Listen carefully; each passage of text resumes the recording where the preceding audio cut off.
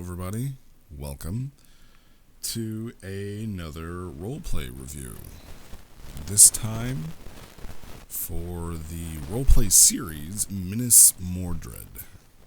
The author of this is Eichenbot. So I guess let's just get started. I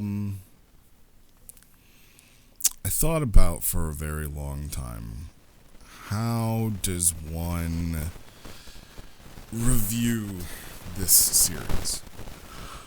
How does one review these logs? Because when I finished it, I was like, wow, the great work is done. I got through all of them. I'm going to stop and I'm going to take a few days, get my thoughts together, then come back and do it. And I thought about it. No, I'm going to get this done today. While it's fresh in my mind, you're going to get as raw of a response and genuine, I hope, of a response that I can give and muster. But let me start by saying I don't know if there is a way to review these logs. I don't know, and when I say that, I mean, is there a way to review these logs that gives it the attention to detail? Does it give it the prestige that it deserves? I feel like I am not the right person to be talking about this series. Like, I'm unqualified to respond to this. Like, you know, the thing that I should say is, like, it's trash and you should never read it. I mean, you know, do not recommend, 0 out of 10, I guess that's how you do it. All jokes aside, no, these logs are the only ones that I've ever given a perfect 7 out of 7. 7 green, 7 red. Probably deserves more than that. Probably doesn't also at the same time, while it deserves top marks. You know, this is the end. These 6 logs are the end of, I think, 3 or 4 logs previous that we were learning about Minas Mordred. But yeah, I don't know. I don't know if I'll be able to go over it, but how do we get through life? One step at a time. So that's what we're going to do. We're going to go through kind of one by one all 6 of these logs, and we're going to just kind of talk about them. And I hope that this review satisfies. I hope that it hits the marks that the writer is hoping that it hits, and that my words encourage and inspire and, give that sense of I don't want to say accomplishment, but kind of accomplishment, right? Like, something was achieved and something great was achieved here with these logs. And I guess before we get into that, this is sort of something directly to the RPC. Guys, when you get logs like this, when someone has literally poured their soul into their writing, like, that's why I feel so, I won't say anxious, but undeserving right now to review it, because I want it to get the attention that it deserves.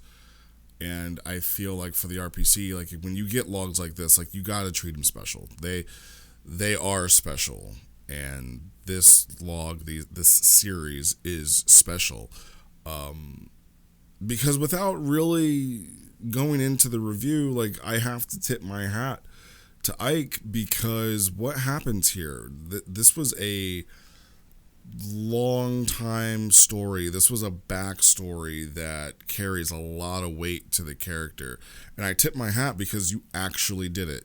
Right? You put it on page, and in its completion, whatever kind of questions people may have had as to what happened between Strix Zofu and current Zofu, it's said in this story, beginning, middle, and end. This story is complete. It's a complete work, right?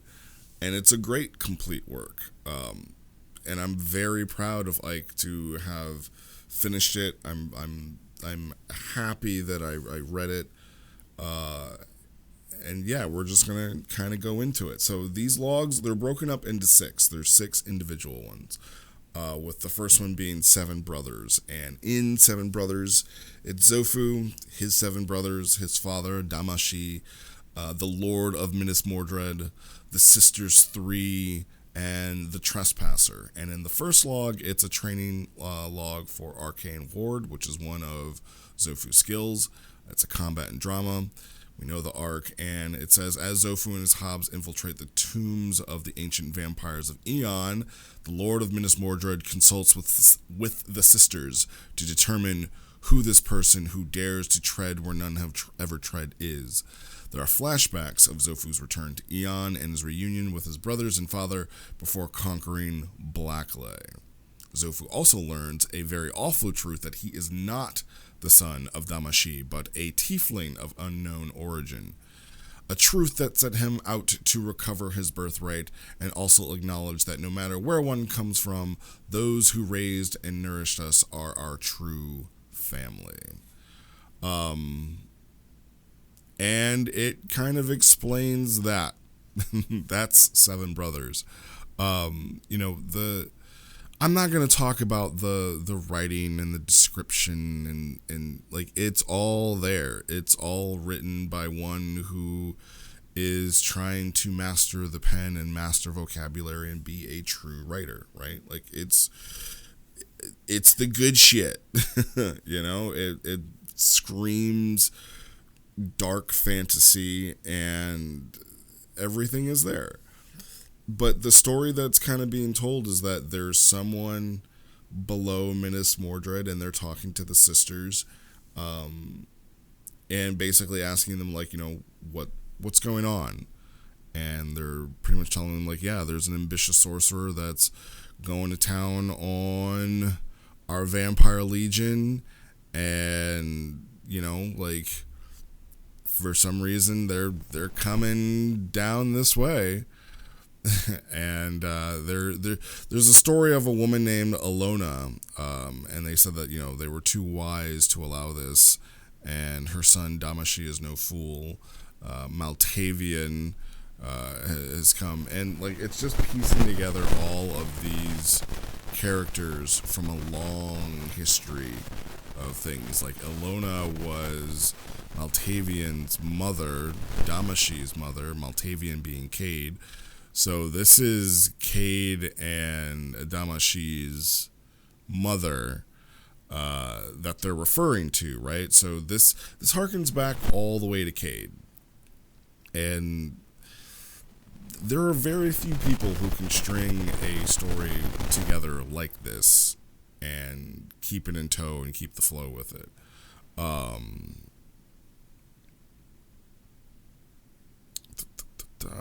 And I'm also going to say this, like, there's this part of the log. And I don't have, I won't say not the right. I'm not the target audience for this, so I have no real words for it, right? Like, I see what's happening. I understand what's happening. I understand in context with the author what could possibly happen. It was a little jarring because it has never been brought up before, but I also get it, right? And this is the one thing where I'll say, like, as the reviewer, it's not for you, right?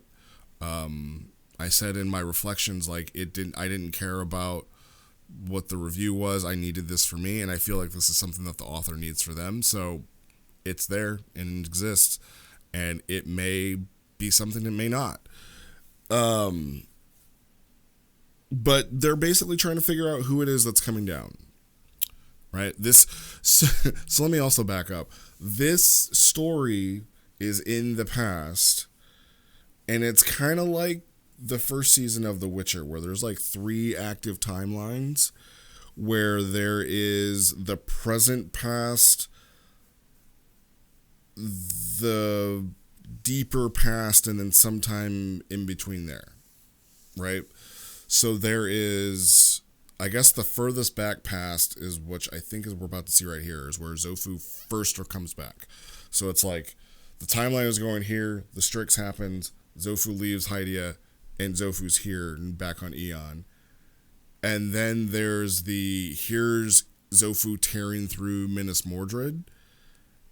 and then here's kind of like the last bit in the end in the present, right? I hope that helps us.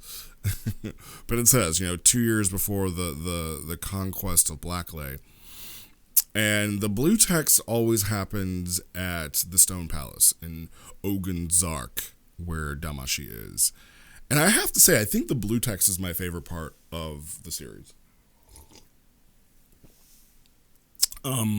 It deals with Damashi, it deals with Zofu's brothers, his 6 brothers, plus the Trespasser.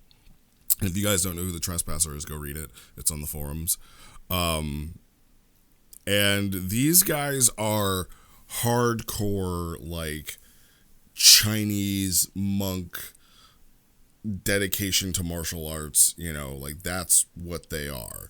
Like, these guys are martial artists. They wake up and fight, and everything is all about, becoming the absolute best of themselves. They are demons of a totem, of the bear totem, and, the Stone Palace and everything it's all about, not the hunt, the honing of one's body and mind and spirit to perfecting martial arts. At least that's how it reads to me, right?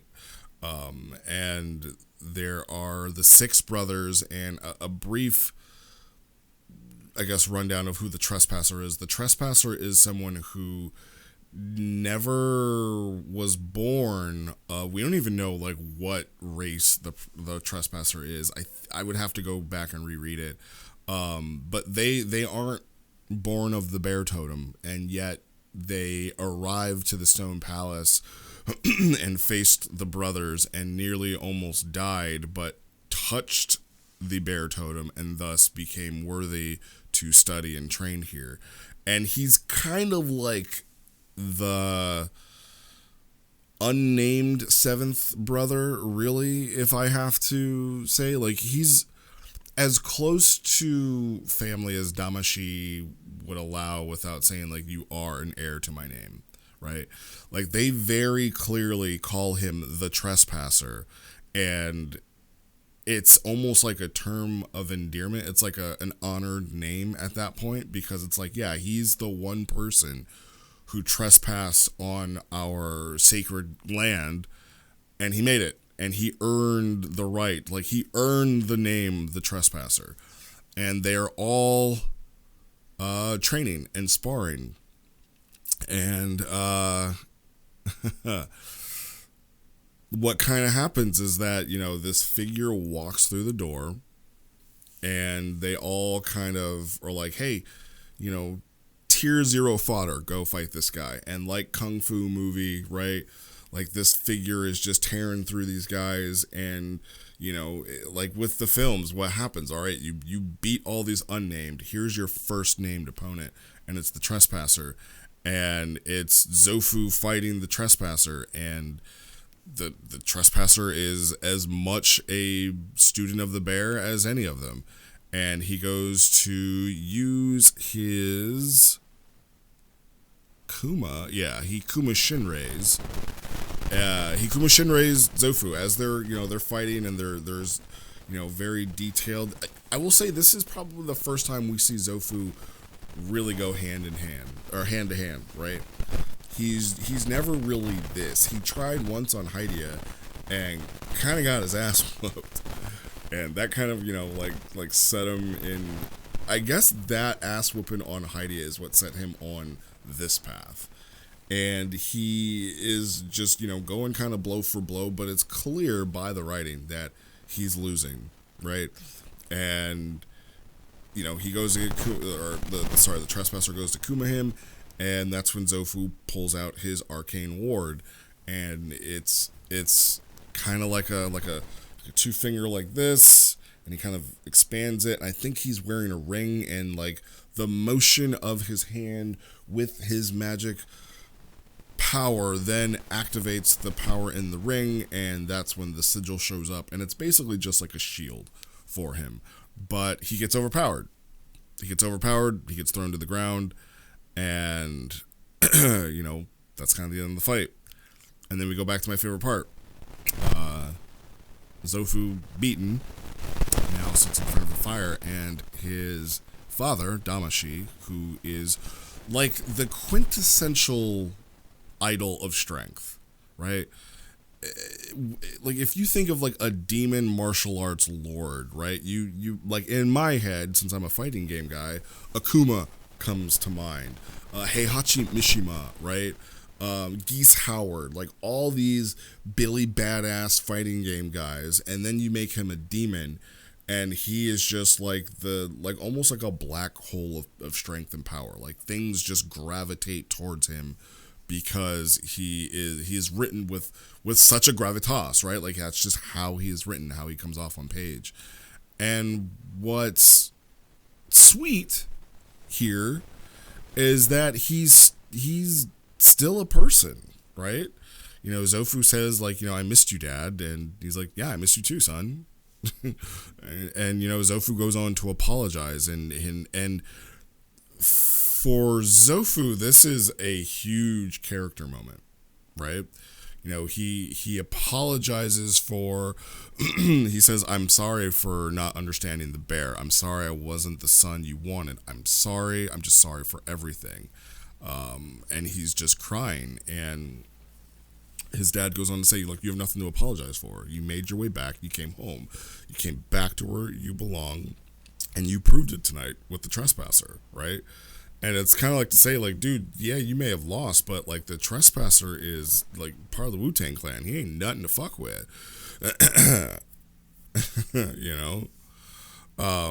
And Zofu, he says, like, I didn't grow strong. I didn't claim the red moon. I feel like I don't belong. I'm not the same as the rest of you. I don't know why. I just feel like my path is different. And, a little on the nose for the self-reflection, but it happens. We know kind of like our destiny isn't where we're meant to be. We just don't know how to get on the right road to destiny. And this is right here. So it's like Damashi goes on to say, like, you coming back made your brother so happy. And like, yeah, you practice sorcery. You may think of yourself as a black sheep amongst the family, but every one of your brothers would die for you. They would cleave heaven and earth for you, as would I, as would your uncle. Like you are one of us.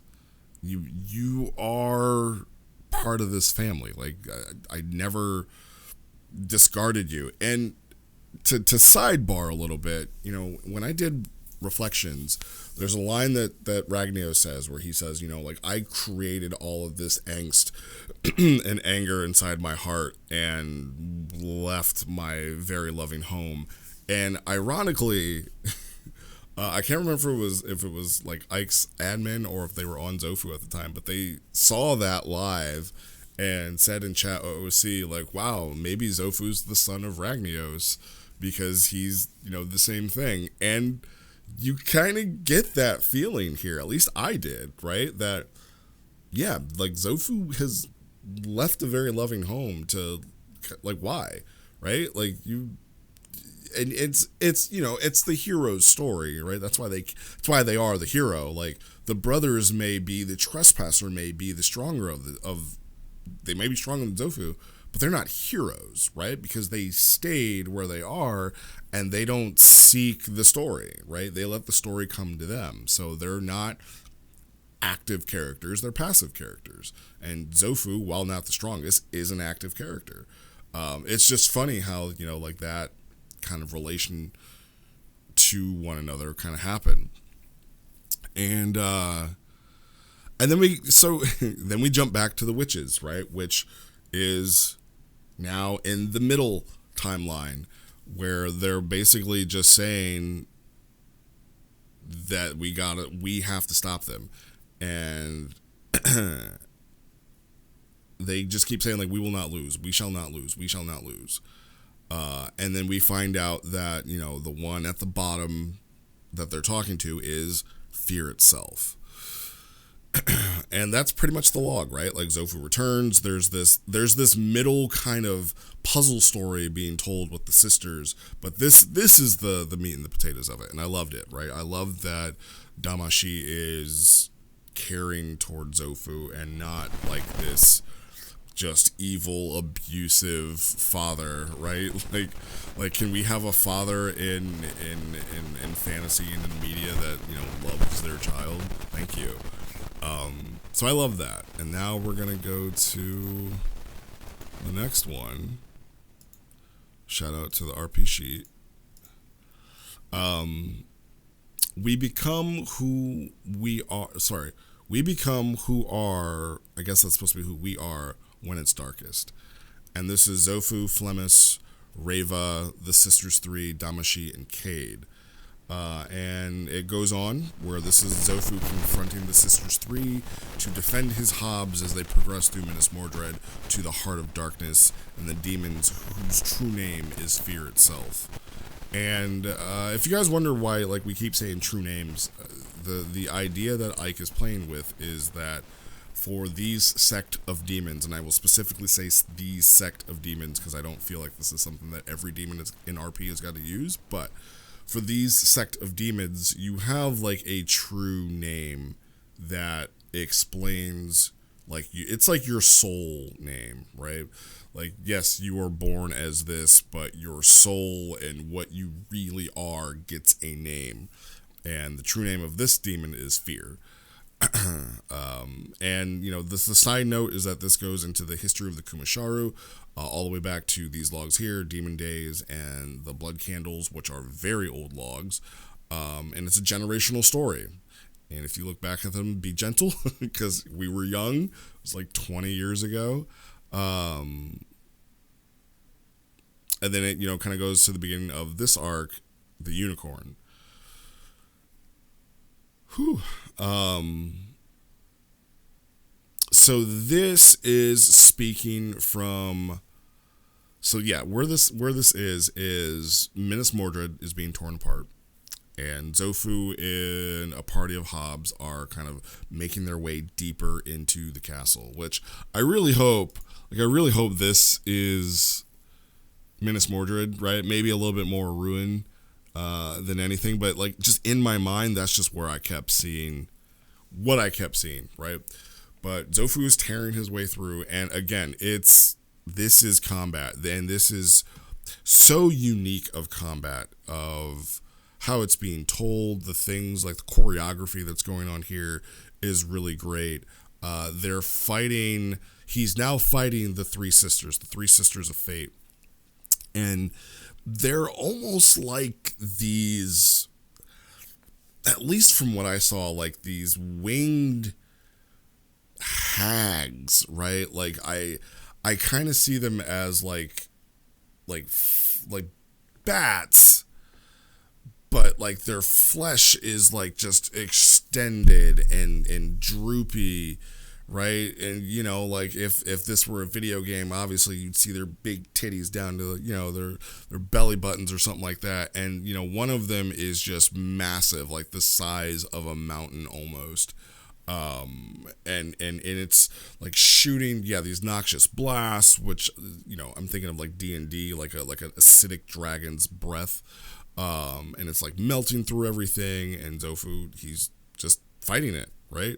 And he has his own version of the Kuma Shinrei, right here. And, you know, he takes it out, you know, it tore her head clean off at the neck. And, you know, he's doing his shit, right? Like, it's Dragon Ball Z, where we fight, and he's fighting. Take what you can, give what you must. You know, like that's another reoccurring theme that he does. But then this is the real story, right? This is the real story where Damashi pretty much tells the story of Blackley. And I'm going to try to surmise what he says, but you guys really should go back.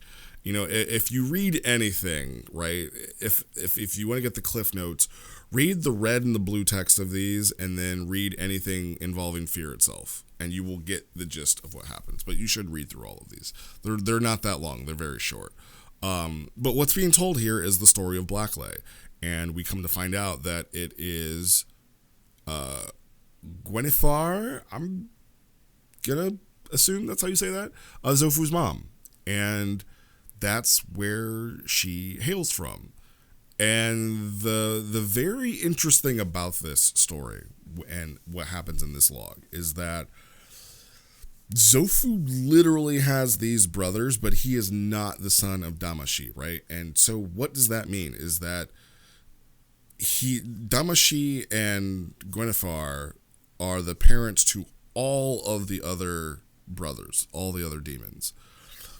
But Gwen was pregnant with Zofu from someone else, and that's pretty much what is being told here. And Zofu takes after her. And we don't know who the father is, and Damashi even says, like, towards the end, like, you know, there would be violent retribution if I ever find out who the man that you know, is your father, if I ever find him. But it's not Damashi. So he's basically raising the child of, I'll let you guys get to the conclusion of how this child was conceived, but, you know, he's raising that child from his, as he says it, the only person he's ever gotten close to allowing himself to love, right? Outside of his children, he loved this woman, or as close to love as he could get for this woman. And when she gave birth to Zofu, she died. And he then raised the last gift that she had ever given him. And Zofu takes after his mom a lot. And, you know, he goes on to tell him that. He goes on to even say, you know, a very heart-wrenching tale about Cade. So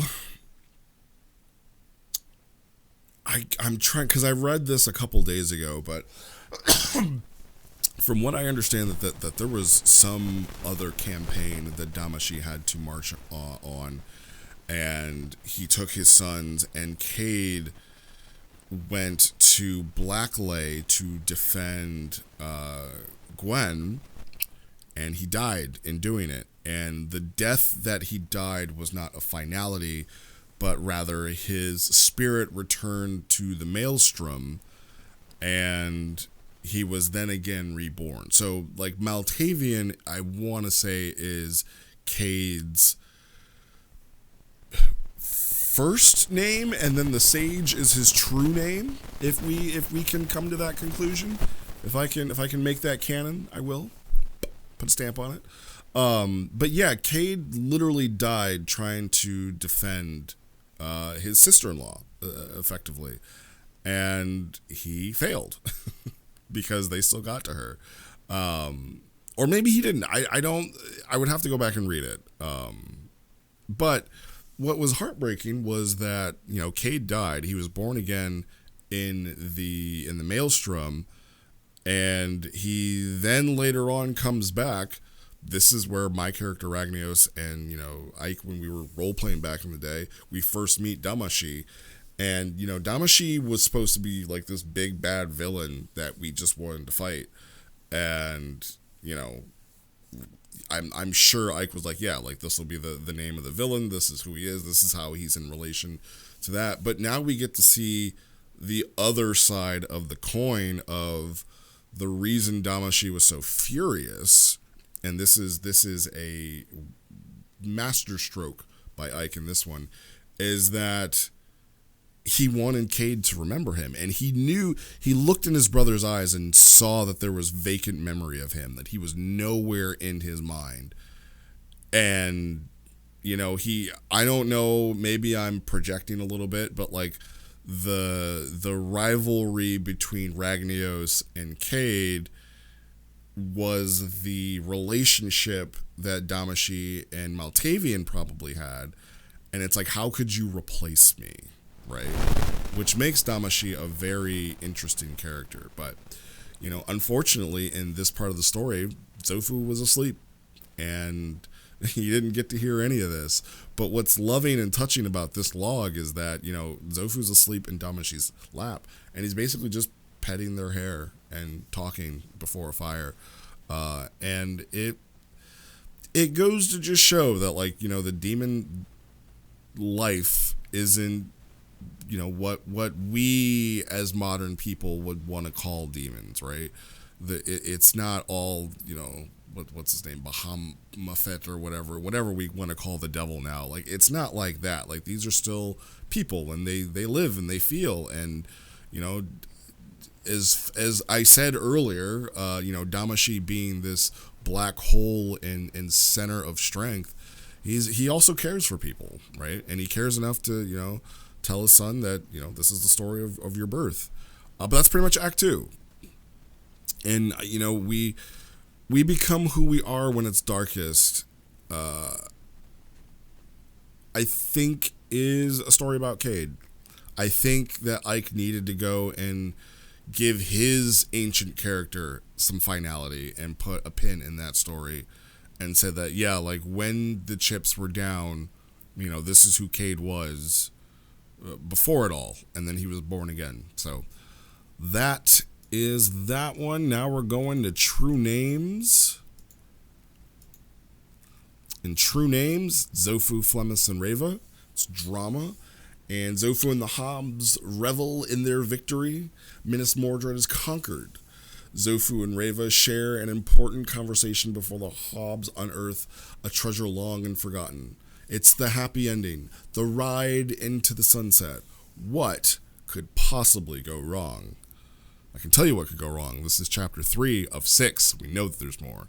Lying son of a... Anyway. We learn here, and it took me, I don't know why it took me so long, we learn Zofu's true name.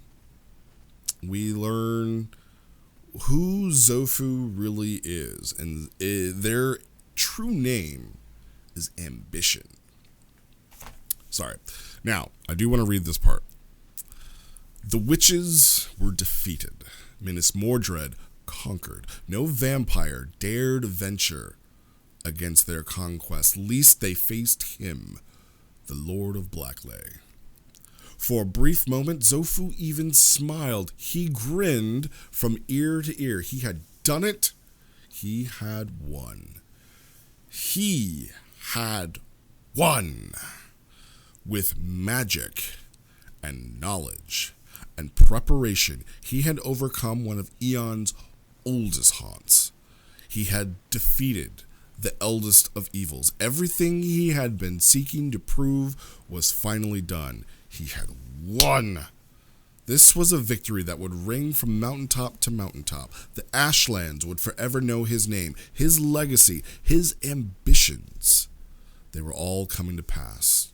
He had studied and prepared as none before him had, and he had conquered it all. It felt good. It felt better than good. He felt unstoppable. He felt undefeatable. This is great. I can do it. Yes, yes, yes. Sorry. His father would be proud. The treasures and laurels of his victory were one where he could set forth on the hearth of Ogenzark, and even his brothers would be forced to admit that he was worthy. And, you know, we don't get insight to what Zofu was really feeling. We never do, right? He will show us that he's annoyed, that he's angry, you know, Zofu's like always pissy, right? Like, unless he's banging Leaf, he's just always like in a shitty mood. But now he's like actually happy, right? Like he's actually got that stick out of his ass and he's happy, and, you know, he got his victory. I'm a little jealous. This feeling, that's what I was trying to give him at Yule last time. It just wasn't meant to be, but here we get to see it. You know, he finally earned, he earned his place on Eon. And, you know, he even, like, picks up his butler Hob in Flemis, right? And, like, is throwing him up in the air and swinging him around. And, you know, then they're then talking, like, about the bones. And he basically wants to kind of like Vlad Tepes to show these bones and be like, look, ye who come past this territory know that, the sisters three have been slain, and you now face the full wrath of Blacklight or whatever. Like is it a bluff? Yeah, whatever. Little child abuse here. And yes. Does it say here? It doesn't. So this synopsis should talk about something very, very important and potent here. I have to come out and say it because as of right now, I do know. Like, we get to see the first inklings of Zofu's transformation. It's not fully there, and I'm not going to spoil it, but like we see like a Zofu beyond Zofu, right? Super Zofu, and I hope I didn't spoil it, but like it's in there, right? I won't say anything else. It's in there, but in doing this and claiming this treasure, the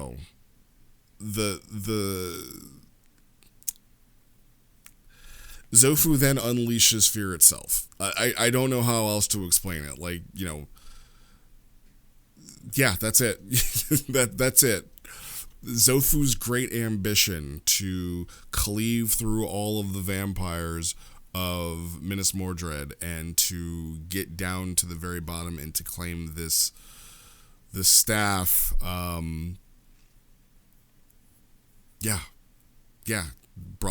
Brought forth calamity, right? Which is ironic because Chono's true name is Calamity. That's all there really is I can say about this. You guys got to read true names. We're gonna go on to Fear itself. So Fear itself, Woolman. Here it talks about transformation staff. Okay, so spoiler alert: the staff is Zofu's transformation. Fear itself. If I want to say something, these parts, like, okay, right, they're here, sure. A lot of them, like, I understand, right, like, I can see the very artistic viewpoint as to why we're putting these here.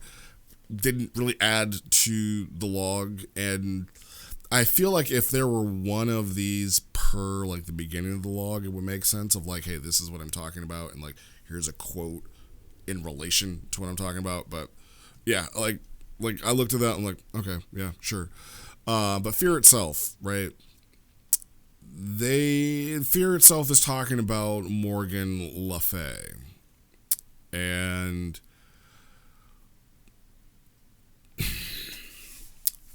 I don't want to take credit for this, but I do remember way back when we were recreating the DBI lore and we were talking about demons. Like, I remember specifically, I don't know if I talked to Ike about it, but I know I talked to at least Nigmus and maybe Kyrus. But at that point, I would have had to have included Ike in it as well. I wanted demons to, like the oldest and ancient demons to be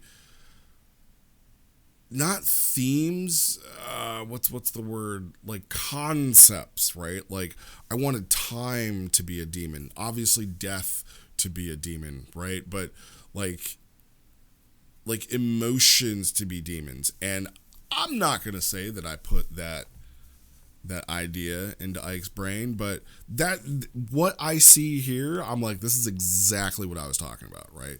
Like the very first one, like the universe is born, there is light and there is death, and maybe they're both demons, right? Maybe they are actually things that exist that are, all we're getting is what's left of them, the ether trails after they were born into our universe. But they themselves are constructs and concepts. And that is basically what Morgan Le Fay is. it's hard to really describe Morgan, right? They are an entity. They are a collection of emotion, right? Like they have physical body, but it's only I feel like they have a physical body only to interact with our space, right? Like they are all around us without being able to touch us, so they needed a body, and that's why they created this body. But you know, they are kind of, and like the way I read this, because this is all Morgan here, right? If we're in, sorry, if we're in the tower, right? And then way back here, like you go through here and then up in here somewhere, and then like super way down, you have you have Morgan and his seal. He is talking through this entire mountain, right? Like to anyone who is privy to his essence, you know, he is talking to you right now. The whole castle is alive and talking to you, and basically like the immediate victory is swept away, and it's like the moment that Zofu touched that staff and he started to go beyond himself, that was like the final seal, and it broke, and you know the castle is collapsing, and everything is just now falling apart, and it's like an escape, right? They got to get out of here. So Zofu and Flemis like jump on this like wagon, and they're, you know, bumbling and rumbling down, trying to get out through the castle that in my head is just like falling down around them. And you know, it's like hell is being unleashed, right? Like this hell gate has opened, and you know, Morgan's just kind of like stretching their legs and their feet, like just kind of waking up, and all this terrible shit is happening around them. And because you know they're not a physical being, they're like, you know, talking to them the whole time, and it's just kind of haunting, right? It's awesome and it's kind of haunting.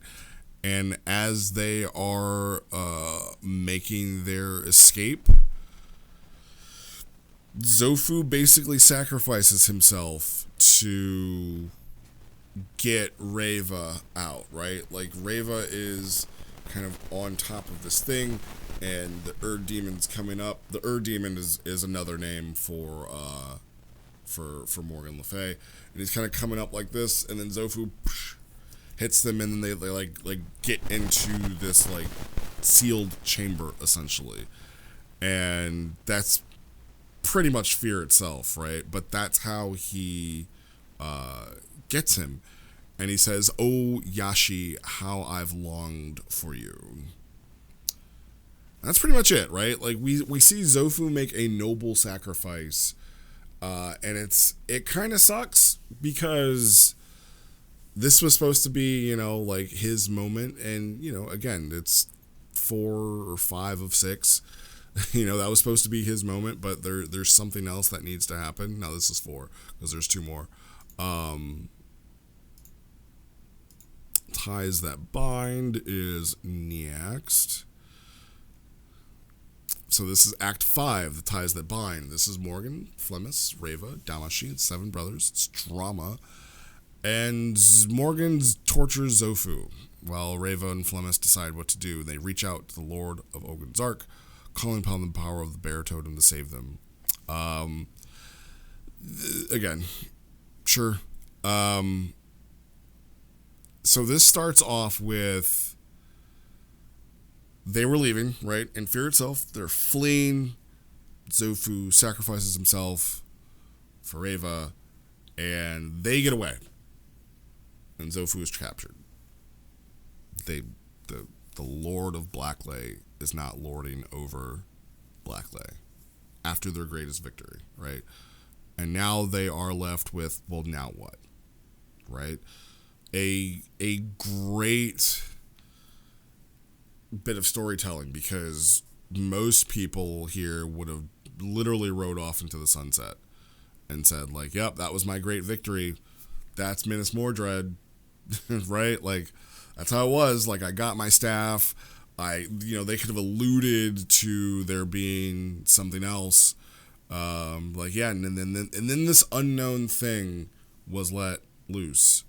But it wouldn't have explained two things, two very important things that we're going to lose here in a second.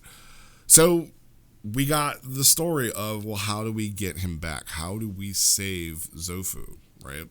And that's what Reva and Flemis are talking about. And, there's one thing that they kind of come up with, and we'll talk about it a little bit later. Now, I'll tell you guys, for this one, if I had to say that there was a weak part of this log, for me, it's here, and it's unfortunate because I can see the passion that went into this. I understand everything that goes into it. And thinking back, there are like subtle hints to it. But I guess if I have to ask a question, I'm not going to say that I'm going to say something's wrong or right. I'm going to ask a question. My question would be, for all of this torture, and the physical torture, I feel like is so whatever. Like, I'm sure that it hurt. So this here is where Zofu loses his arm and where he loses his eye, right? It's happening right here in this log, Ties That Bind. And, Morgan Le Fay is the one that did it. So after he captures Zofu, he tortures him. And, Morgan is fear itself. So they torture Zofu in every way that they know that they're going to hate it, right? Like, they even said, like, Morgan tortured the vampires that were here to an extent to where they could no longer feel pain, right? Like, literally ironed the wrinkles out of their brain. They're smooth. They're so brain dead that it's not fun because you're not getting a reaction anymore. So, what's the point? But now he has something fresh and young and right, and he just wants to take everything away from Zofu. So my question is this still affecting Zofu? Because having studied psychology the way that I have, and knowing what torture does to people, right? Like, I'll even say this, there's punch drunk in boxing, right? Someone who has been in the ring and been punched in the face thousands of times, all it takes is that one punch, and they're afraid of a fist being put in their face, right? Obviously soldiers with PTSD, like, does Zofu exhibit any signs of PTSD? I can think of one, maybe two instances of that. There's one, and ironically they both involve hugs.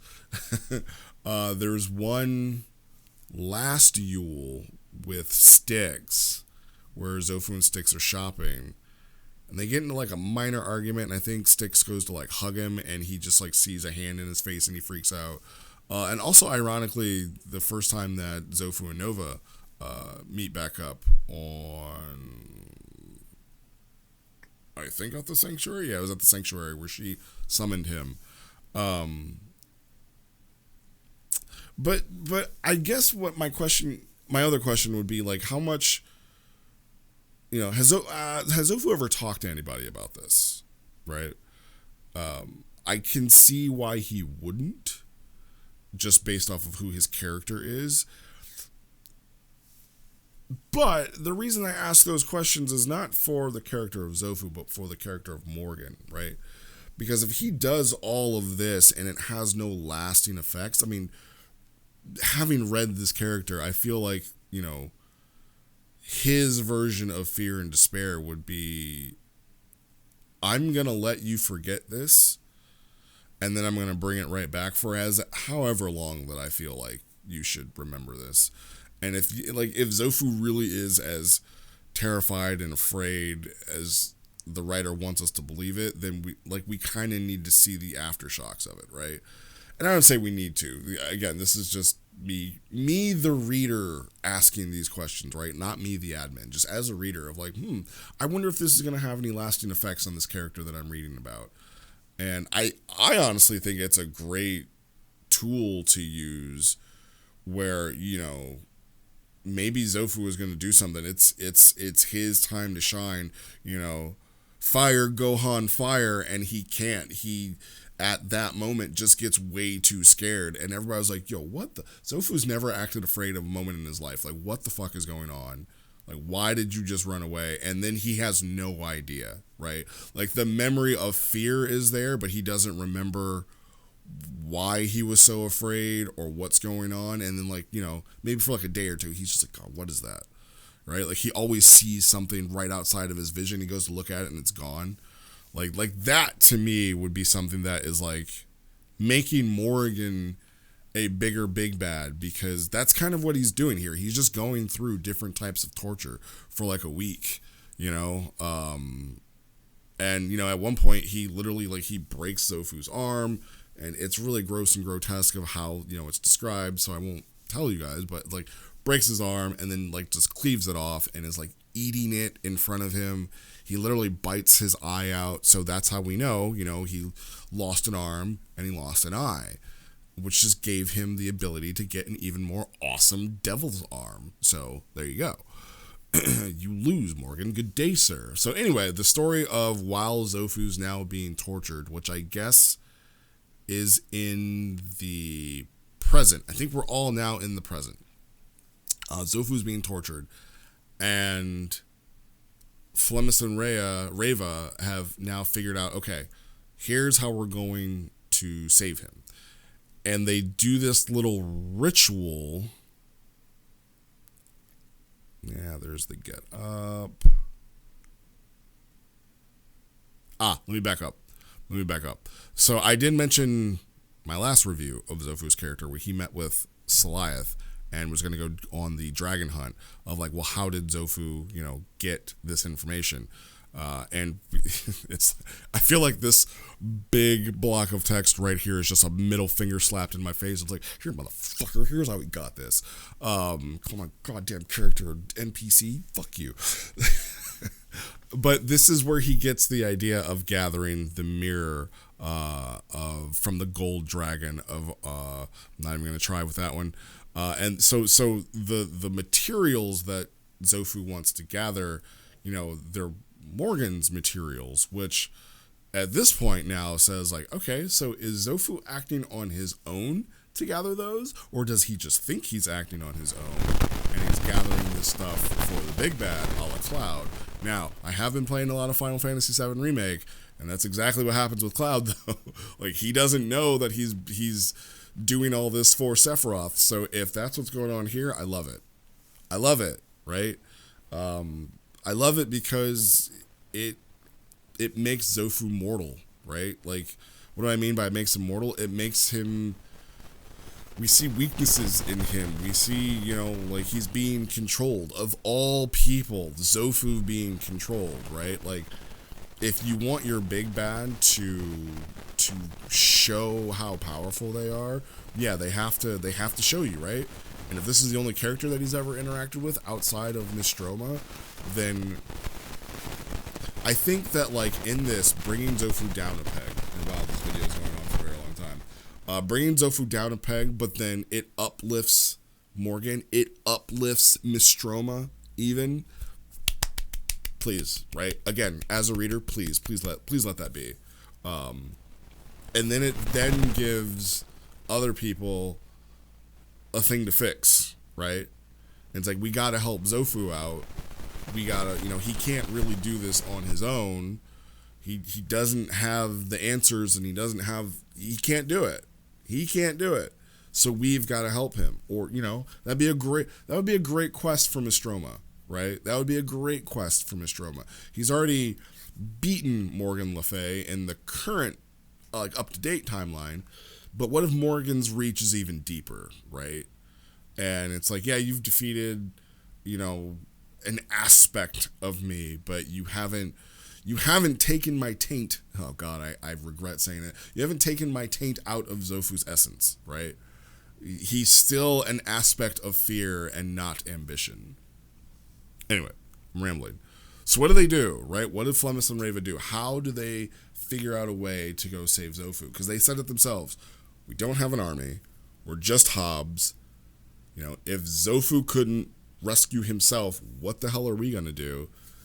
And they have a ritual. And they are speaking through fire to Damashi. And like right away, and like they can't see him, but they can definitely feel him, right? And it's almost like he answers the phone.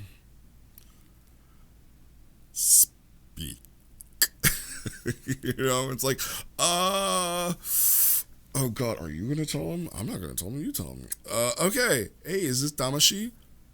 I am he. I'm Flemis. Flemis, speak. What has happened in the Ashlands? Where is my son? Okay, so, yep, your son went to Minas Mordred. Is he alive? We don't know. The tube collapsed. I don't know. Who now speaks? Reva, first mage of Blackley.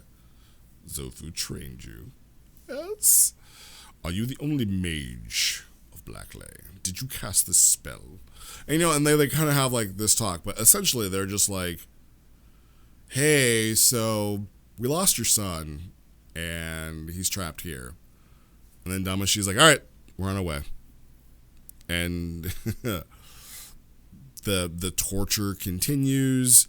There is like the binding sigil. So for those who have played Baldur's Gate 3, you know, what basically happens to Astarion happens to Zofu. And he is now bound to Morgan.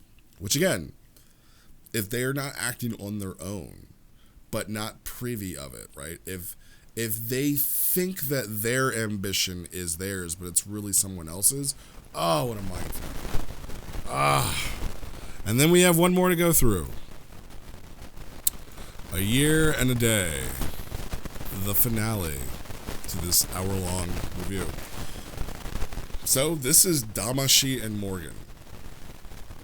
And they arrive and rescue Zofu from Minas Mordred.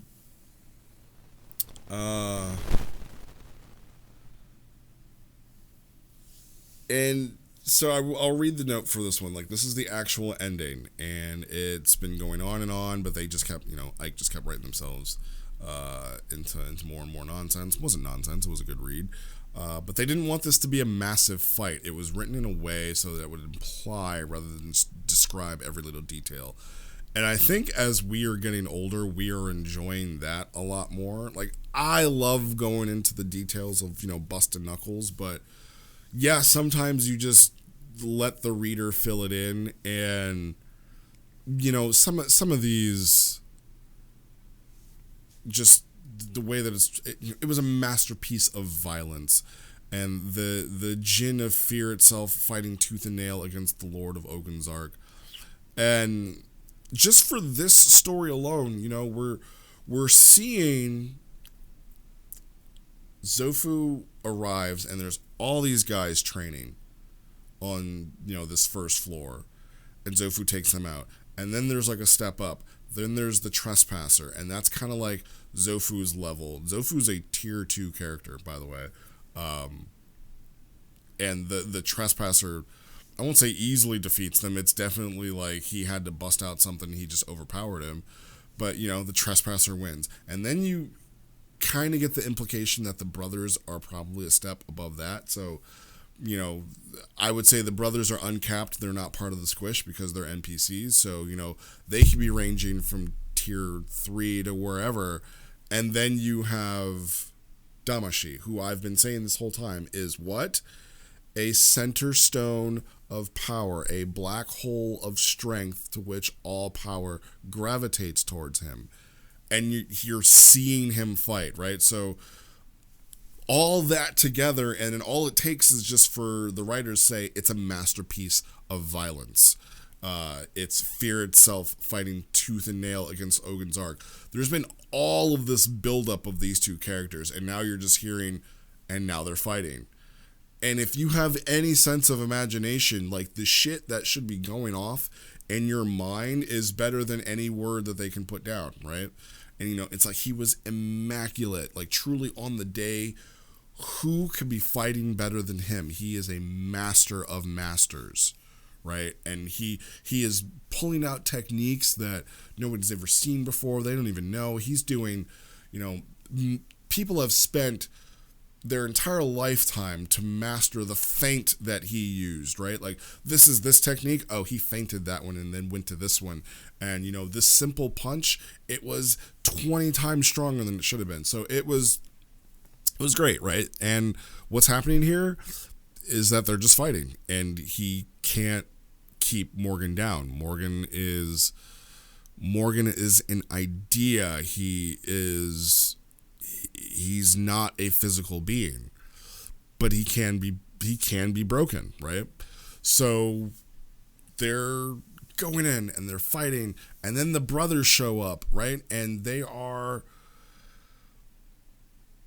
putting on this like master class, right? Like, I don't know if you guys have seen the I don't know what year it is, but there's this animation of the Ninja Turtles fighting Shredder, right? And it's super anime. It's so over the top. Like, people are using shadow clones and disappearing and warping to weapons and stuff like that. And that's just how I kind of saw this fight breaking out, to where they are. It's like Majin Buu, right? Like, they are beating the body, but the spirit can't be broken, right? And every time that they think that they have put this thing down, it just gets up and it gets bigger and it gets bigger. Kind of like what Genesis's transformation is, which, God, I hope we can figure that out. Where he's not getting bigger, but his essence is getting bigger. You start to shrink. And I know what Jen is doing is, it's kind of like when Ippo and Sendo were fighting, and Ippo just noticed that Sendo was physically bigger than him, so he then looked like a giant. Like, that's kind of what Gen's going with. I feel like that's what Morgan or Fear is going with. But there is one more thing that I wanted to read, if you guys would allow me. Welcome to the 1 hour and 2 minute mark. And it's about the Kuma Shinrei.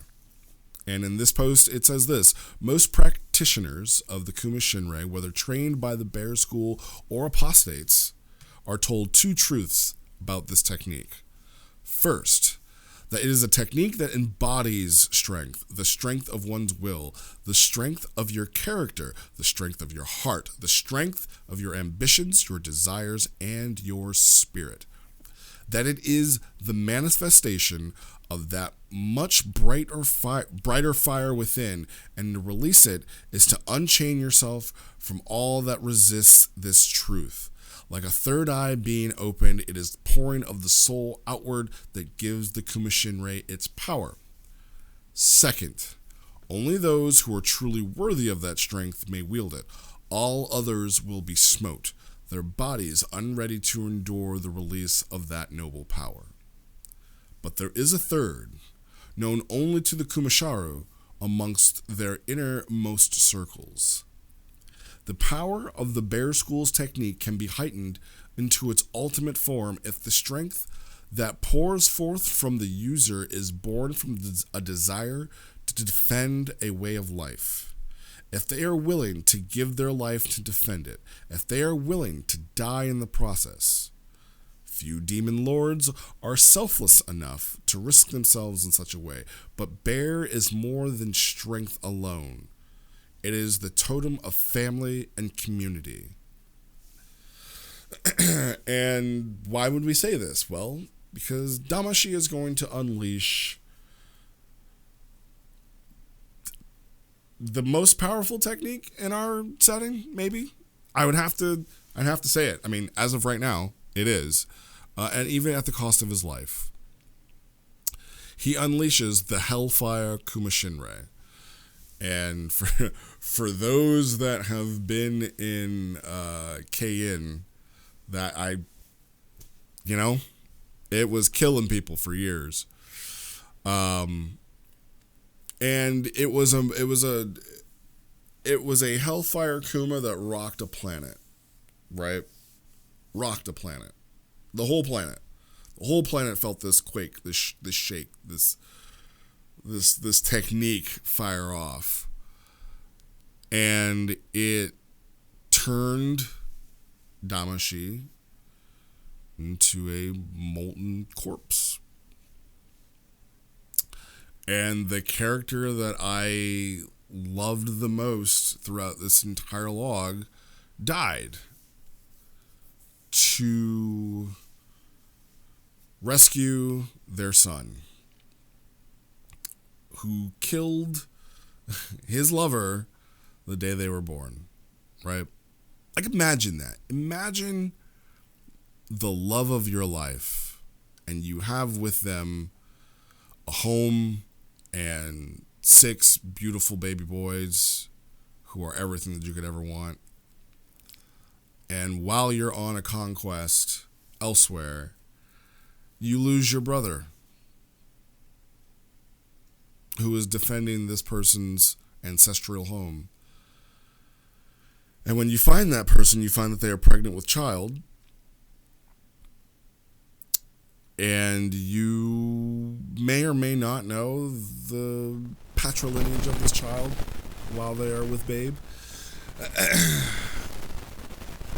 And you notice that something's wrong the day of the birth.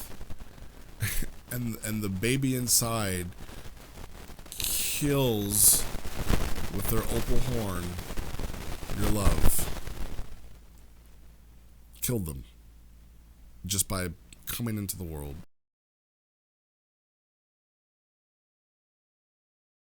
Is in front of you, and all you have left from them is their murderer, right? Is their killer. Murder means for intent. And you still love this thing.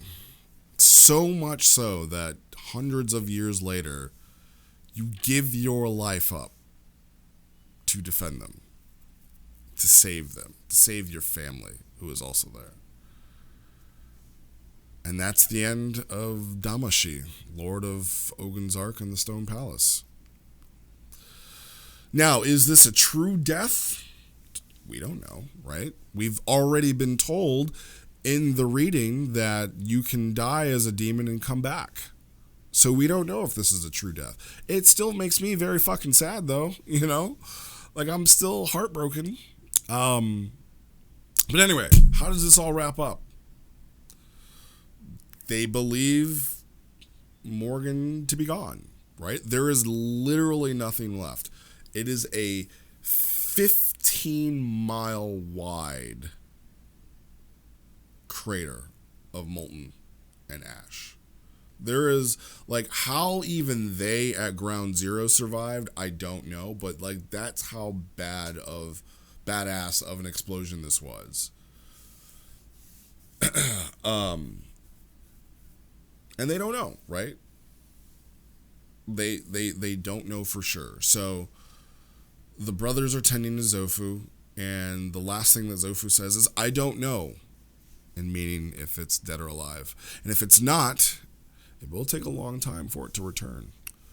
A year and a day, perhaps. But I'm going to make sure that it stays dead. I'm going to find his dark materials and be sure of it. I'm going to do it for Damashi, for our father. But I will need time and knowledge and allies and a forge master. Lost that one already. And I have no idea where I'll find half of those things or how.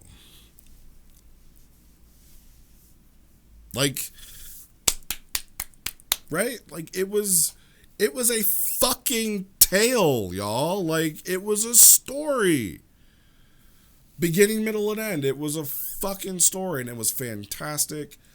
And it was never a chore to get through these, right? I wouldn't even say were there parts that I didn't like. There were just parts that I liked more, right?